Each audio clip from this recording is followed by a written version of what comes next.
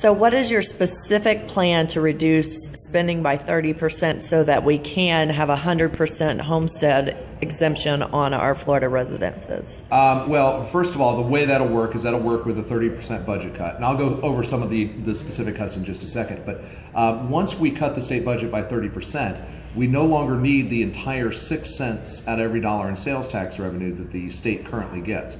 We can actually reallocate 2 cents out of that existing 6 to the counties. And most counties in the state of Florida already add a penny sales tax. So, you know, perhaps your sales tax in your county is 7%. The state gets 6 currently, the county gets 1. Under my plan, the state would get 4, your county would get 3, essentially tripling their sales tax revenue. So the sales tax revenue is actually neutral at that point. It's revenue neutral for the counties. The fire, police, schools, roads on your county level are all fully funded.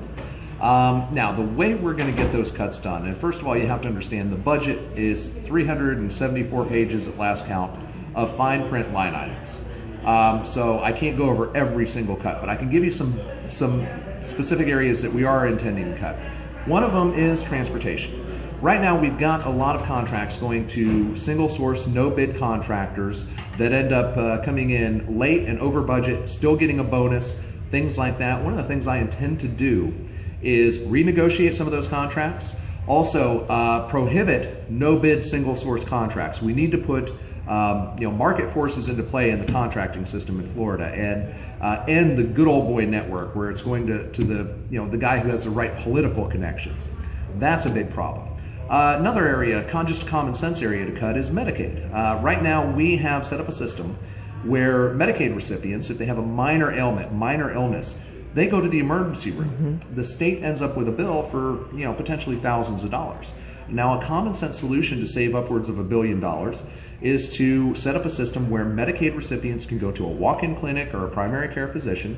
The state instead gets a bill for $50 or $100 for that minor ailment. The taxpayers of Florida are saving an incredible amount of money. Another thing the state wastes money on is advertising. How many ads have you seen? And I'm not talking about just the spots that TV stations and radio stations are required to run as PSAs. I'm talking about billboard advertising. I'm talking about extensive television advertising, telling you to all the nanny state things.